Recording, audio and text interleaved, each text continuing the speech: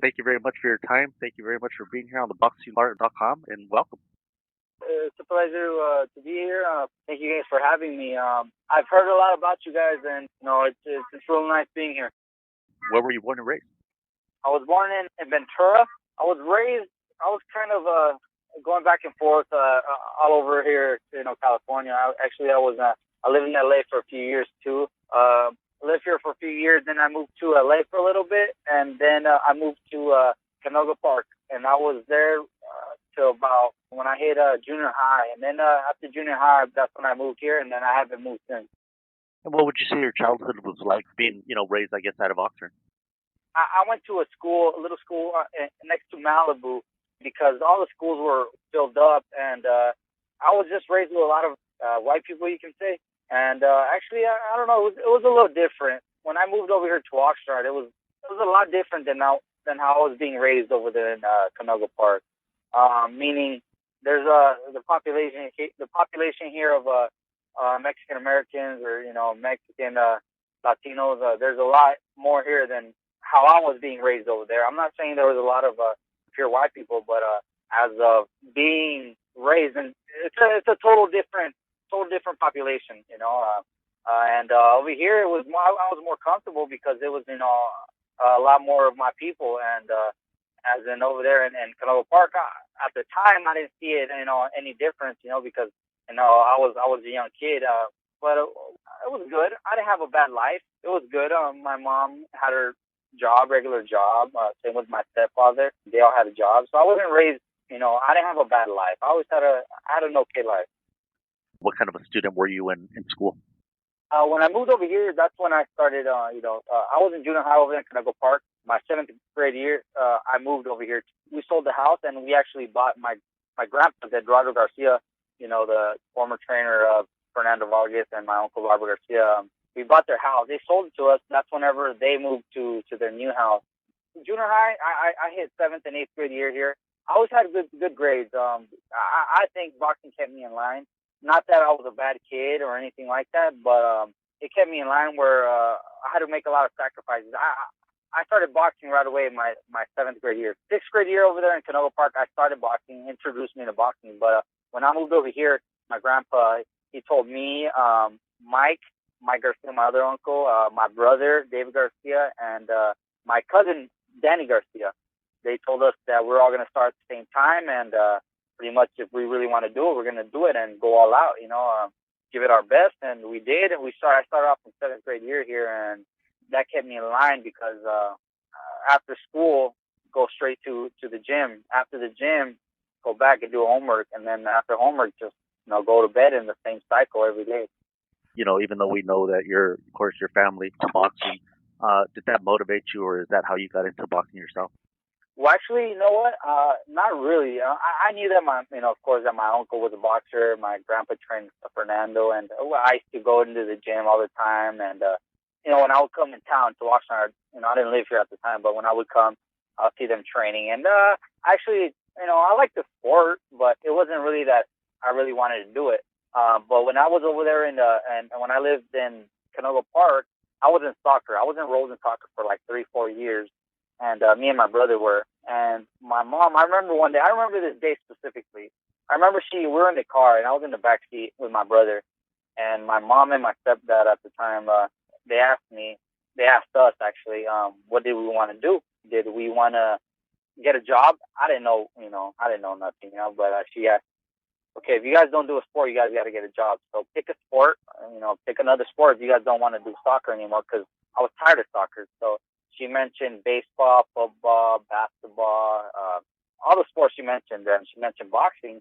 And I was like, man, well, I don't want to get a job. In my head, I was like, man, I don't want to work, And I was like, you know what? I'm going to try boxing. So they took us to the local, one of the local gyms there in Canoga Park. And from then I started, and I just picked it up. I had exhibitions. I did a few exhibitions there. And actually, one of the exhibitions that I had, I invited my whole family, Robert, all my aunts, my uncles, my grandpa, and even Mike, Mike at the time, Mike Garcia. And he wasn't fighting at all. He wasn't training. He wasn't doing anything. And I remember I went in there and, my grandpa rapped me. That was my first time he ever rapped me. He rapped me. I got in there and I did an exhibition. Everything was good. And then one of the guys that was supposed to fight, his fight got canceled. The exhibition got canceled because he couldn't find an opponent. And there was Mike. Mike was there, and they asked him, "Hey, do you want to do a little exhibition?" And Mike, he never trained. He just had it naturally. He used to spar with his cousins, over here whenever they would come in town, just put on some gloves and try it. But he never actually trained. And they asked him, and he said, "Yeah, I'll do it." So from then on, he liked it, and then that's when we moved over here, and we all got into it at the same time. And from here was serious. That's when we took it serious. And look at him now. I really have always said, and I think I've even put on my page, it's a safe bet to say he's going to be the next world champion out of here. And like I said, it's a safe bet on that. I really think he's going to do it. To me, to explain Mike, he's a very intelligent person, inside the ring and outside the ring. He's told us a lot of things, or just the way he talks to you, the way he explains things. I admire him for that, because who wouldn't want to be a smart person, a really smart person? And Mike he's a very smart person with anything. He'll explain anything. Like here in the family, when we have a question, or when we want someone to clarify it for us, we ask Mike. We go, "Oh, ask Mike. Mike knows it all." Like, Mike knows it all. Like, we go to him because he knows it all. Like, or if he doesn't know it all, he'll find out, anything about it, or he'll tell us, like that. That's Mike to us. You're obviously from one of the first boxing families in all of boxing, easily the first boxing family of Oxnard. Of course, Robert Garcia, your uncle, being the first world champion out of here. Of course, the big G, Eduardo Garcia, being your grandfather. And in a way, he's also the godfather of boxing here of Oxnard. Yeah. Does that ever come into play in your mind when you think back and say, "Man, this is my family. I got my grandfather here, Robert being the first champion out of Oxnard. Him, of course, training guys like Vargas also, who's the second, world champion out of Oxnard. Your uncle, your other uncle, Mikey, most likely about to become the next world champion out of Oxnard. And of course, your other uncle, Danny, who's a top trainer in boxing as well. Does that ever come to play that you're also a step in that family, and you have this high expectation of you also in the ring? Let me start with, first, I'm proud. I'm proud of my family. Hopefully I could do something close to what they're doing right now. Robert, let me talk about Robert first. To me, he's a top trainer right now. One of the best, if not the best trainer out there right now. To become a world champion and then start off young and make champions, I'm sure it's really hard, and I'm proud of that. Hopefully one day I could do, like I said, get close to what they did. Hopefully I could, even become a world champion, because not everybody makes it. Mike, of course, he's on the right steps right now, and as we can all see, he's doing great, looking great, sharp. No doubt, future world champion. So, got it. Not only that, I not only see Mike as just a future champion or someone that's doing boxing. He's doing great with his life, personal life. When it comes to, now he has his house, he's got his cars, and he keeps it all to himself. Nothing too flash or anything. He's a very humble person, and I admire him. Proud of him too, and even Danny. Danny. We've all had our differences when it comes to him, and it's fine. But he's still doing great for himself. I don't have anything against him, but he's got Victor, and Victor's he's looked great in some of his fights, and all of my family's doing great. I hope I do something in boxing, and so that I can do something in boxing as well. I'm actually trying to, of course, like anybody else, become a world champion, and hopefully I can get there. What do you think of your grandfather, Eduardo Garcia? What kind of role did he play in your life? Man, he was, I can call him father figure. My grandpa, he kept me in line. He kept us in line. He showed me, I say us because it's Mike, my brother, and me. Even my brother turned pro, David Garcia, he turned pro. we've all learned even Robert, everybody's learned what we know because of my grandpa, Not only that, I can only say that we were scared of him. So a lot of times we wouldn't get in trouble. We wouldn't do things that would come back to him. So, he's a great person. He loves his family. I can tell you that. He loves his family. He'll do anything for his family. And, I love my grandpa. And, he's a very, very, very respected man in boxing. Even by his family, he's very well respected. And we all love him. And he's done a great job with everybody. What was it like the first time you walked into the boxing gym? What was it like the first time you went up there to spar? What is it like for a young guy like yourself to get in the boxing ring, and how was it for you? When I would see Robert train, that's whenever I got in the ring the first time. I remember, I don't know if this was the first time that I sparred, but that I remember, I think it was. He told me, here, I'll give you like $10 or $5. I don't know how much it was, to get in the ring with this kid that was in there. And, he just wanted to see me spar, And in the gym, in our gym, when there's two kids that, that never sparred before, or, we want them to spar, and we want to see someone, not get knocked out or anything, or just want to fight. We make him spar, So that's what they did to me. Robert paid me like $5 or $10. I'm not sure how much it was, and I sparred for the first time. I remember I wasn't scared or anything. He was, I think, the same size as me. I don't know. I just did it for the money at the time. I was a kid, So. Would you say you were natural at it, or was boxing something that you had to work at it to get good? No, I had to work on it. I believe I had to work on it. I can fight. I know I can fight, but I had to work on it.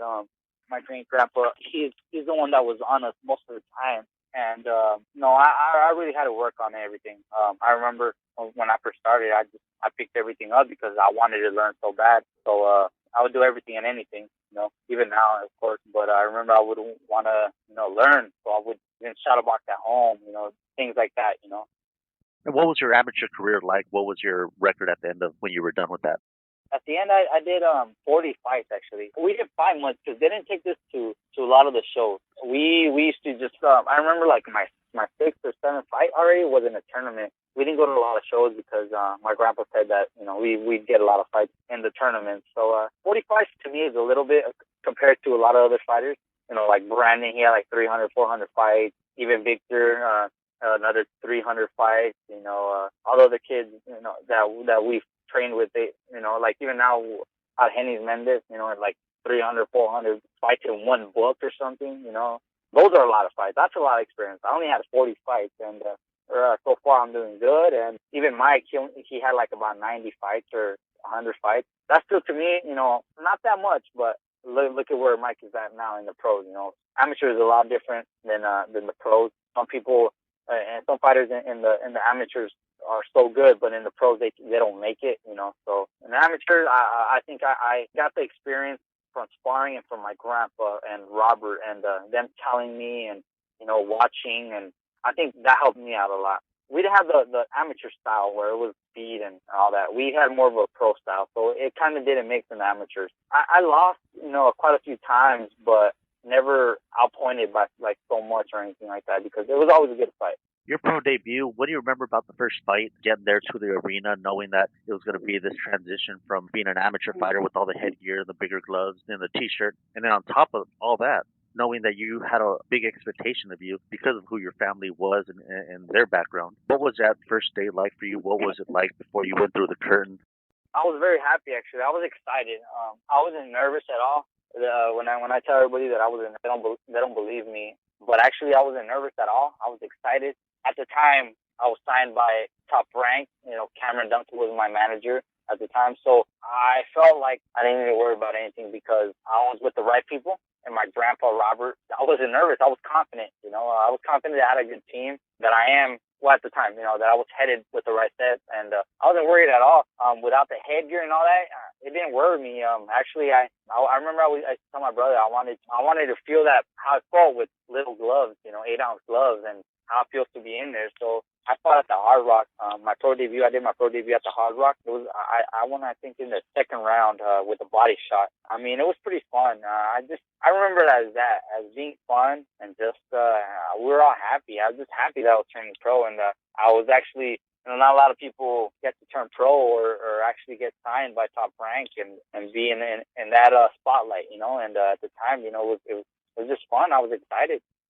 Pressure. I'm not pressured by the name. I'm not really pressured by the name, as in our name Garcia and living up to it. No, I'm not pressured at that. I'm more pressured as in me getting to my goal. I think maybe not everybody. The way I think maybe it's a little different. But to me, I have that failure in back of my head. Not that I'm a fail, just that thing that pushes me where I say I'm not gonna fail.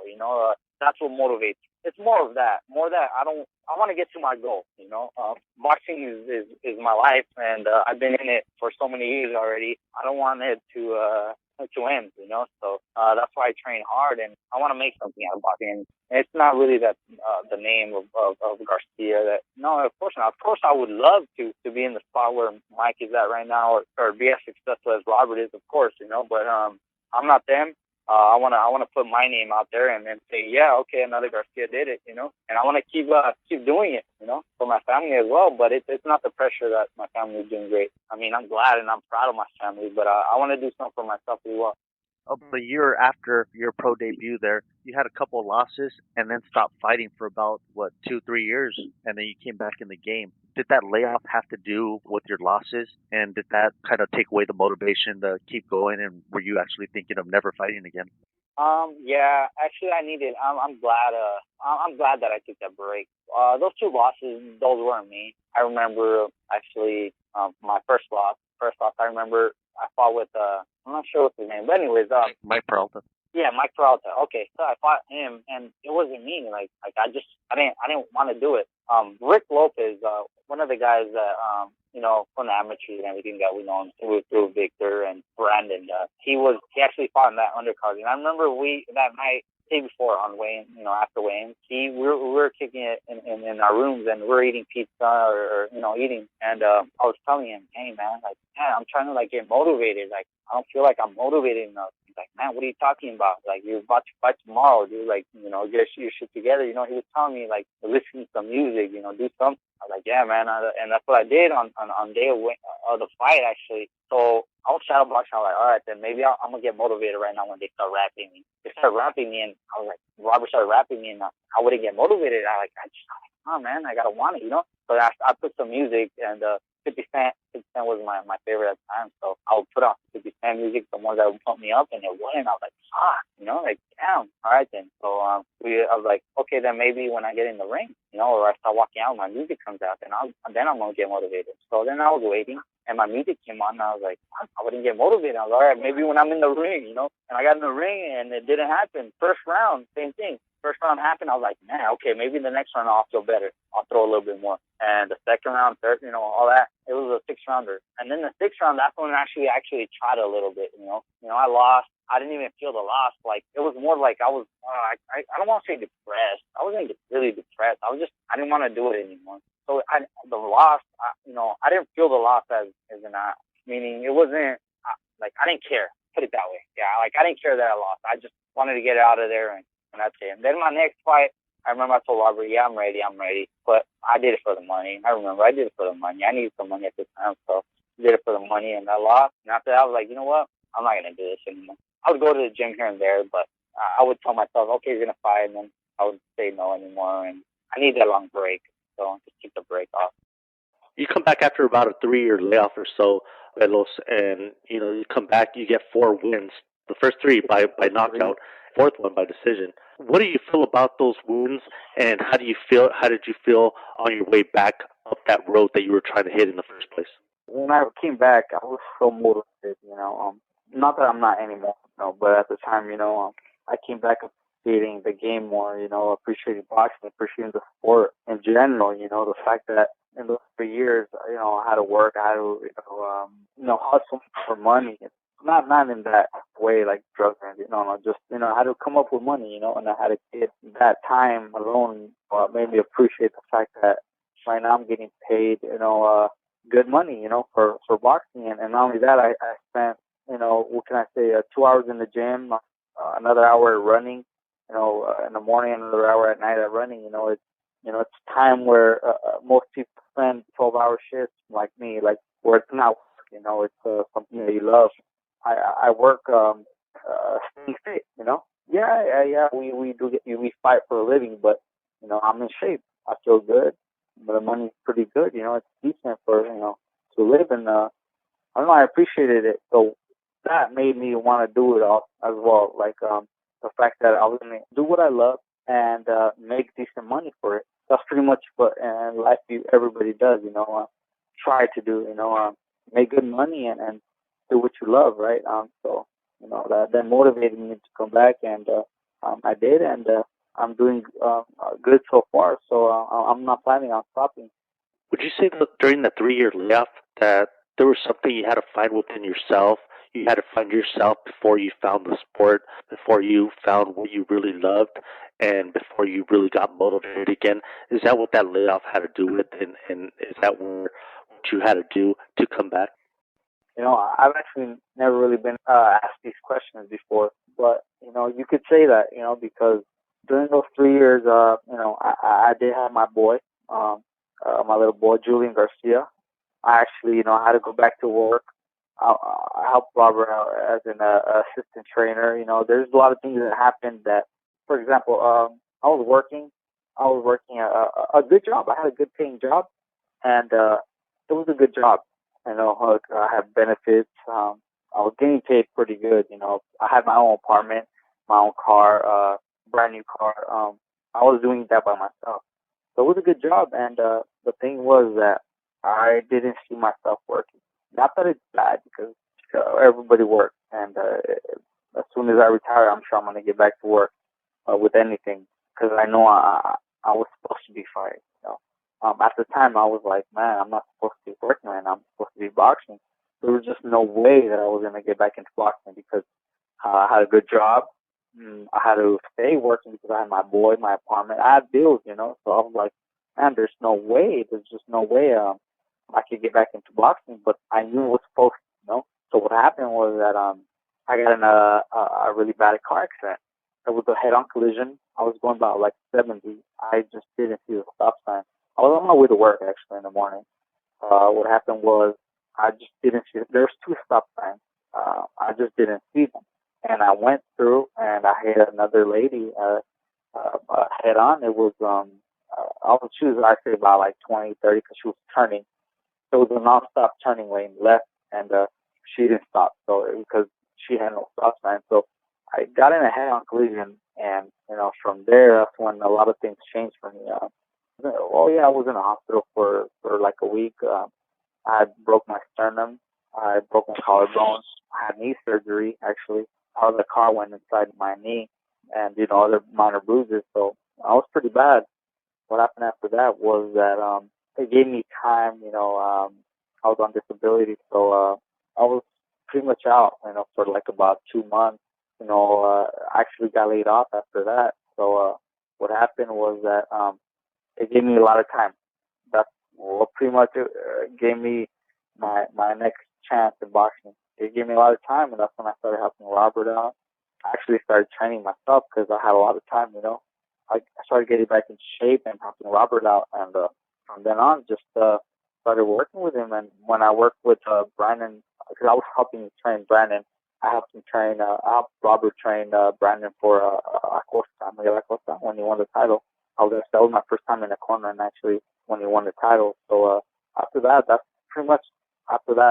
whenever I said, you know what, I was training with these guys. I was sparring with these guys back in the day with Mike, top featherweight, my uncle. So why not do it? Why not get back into it? I got a lot of time, and why not give it another shot? At that time, also, I had problems with my baby's mom. So, that gave me that extra push to get back into it. Show everybody that I can do something with my life. And that will motivated you to start fighting again. That time, like I said, it made me appreciate the sport. Watching Mike and Brandon and everybody that I was at the time, back in the days training with, and I can say even Victor. The fact that they're up there now, and I didn't start like them, but at the same time we kind of turned pro, like somewhat, and spark that fire again within yourself. Yeah, I was like, man, how come I'm not there yet? How come I'm not doing it? What happened? It just motivated me. It motivated me inside to get back into it. And, of course, like, I'm not going to lie, the money is great, when you work hard for it, and you get to where you want to be, the money is great. So and you have, like, I have a boy now. I want to spend as much time as I can with my boy. Boxing gives me the time because I could have him at the gym while I'm training. Like, I don't know, just everything about boxing is great, and that's why I want to get back into it. And you're related to Robert through your mom and him, a brother and sister, or through your dad? No, my mom and Robert are brother and sister. I've only met my dad a few times that I remember, after, so. Did that ever affect you in your decision to become a boxer? Did that make you a tough kid? Or no. Honestly, no. I don't think so. I believe that I believe that the person you are is the person you will be for a long time. Like, yeah, little things change your mind, but not your heart. That's what I think. And I didn't get into boxing because I had hatred in me because of him. No, nothing like that. I never, I don't hate him. I don't dislike him. I don't, nothing. Just things happen and I live with it. But I didn't have hatred because of that, and I don't got a lot of hate in me or anything like that. Where that's how I take my anger out. No, nothing like that. Just it was something I fell in love with, and I wanted to do. It was a family thing. As well. And you had a fight a few months ago that was canceled out over in Arizona, and it was canceled out pretty much last minute. I think you talked about that. Was that a letdown for you? Was that something that unmotivated you? It got me mad, only for the reason that my whole family drove over there, 8 hours, bought tickets, spent money on their hotels, on gas, food, and even my great grandma, she's about 87, 89 or so, and she even went there. And for it to be canceled last minute, that's what pretty much got me mad. The fact that it was right before I ran my hands, something that fucking shouldn't happen, I mean, come on, that's what got me mad. Not the fact that the fight got canceled, because I've been in the sport and I've seen a lot of things, and even the biggest fights get canceled. Nothing big, if it happened again, my fight's actually set again for this month on the 26th of May in Tucson, Arizona. So with the same guy, so I'm motivated with that. So see, it's not the fact that I got canceled; it's the fact how it got canceled. And even the main event there got canceled with Margarito. What did you think about that? Well, I mean, like I said, things happen. It'd be a letdown for all the people if it happened, right before the other opponent got wrapped. It'd be a whole different story. But it happened in time, and then things happen. I get it. So I mean, as long as my fight still goes on, then that's fine. Otherwise, man, it's gonna be a disappointment again. And you're fighting a guy by the name of Jose Roman. Why a guy like Jose Roman who has a record of 13-0? Is this because you said, like in the past, that you had at one time lost your motivation for the sport? Is this because you feel like you need a guy like this for your record with the record like what he has? Or is it because you are looking that good in the gym right now at the moment and that good in the ring? It's a lot of things. One of the main things is that beating Roman is going to take me to the next level. He is a good fighter. I've seen him fight, of course, but I don't think he's faced anybody like me. Just like me, the 6 out of the 7 guys that I fought, I've knocked them out because I was supposed to. It would look bad if I don't knock anybody out. If I just fight and he has power, yes, but I have power as well. But Robert told me, before the fight was made, that you can't be babied in boxing, so we got to step up. And he asked me, and I said, hell yeah, I'm fucking ready. I got my 10 fights, and I'm ready for this. But like I said, my mom will take me to the next level, and that's what I get. So I'm not letting anything get in my way. So like you said, you're stepping up in level here. Are you preparing for this particular fight in a different way, or is it just another day in the office for you and you're doing the same thing that you always did? Training-wise, I'm doing more, of course. I'm doing more than what I was before, because this is an 8-rounder fight. For only example, now I want to do less than 8 rounds of sparring. The running is different, dieting is different. I'm not batting weight anymore because I've been training for so long for this fight. everything the same, but just step up a lot more. I'm still working with Cecilio Flores, which he's he's cooking for me. He's helping my conditioning, which is great. Robert, training with Robert, our game plan, working with our game plan. Well, to bottle my whole team. They're good people and they're really good. Tawag, he's one of my friends actually, and he's helping me train as well. I mean, we're doing the same, but just stepping up the game a little bit, stepping up pace. On May 26th, and how are you finally going to come through and show the 805 what you're about? Well, you know what? Pretty much, I'm doing the best that I can. I'm training a lot harder, of course. Trying to be the best shape in my life so far. I'm gonna do my best. This is a big, like I said, beating Roman is gonna take me to the next level, and that's what we're trying to get at. Of course, God, first.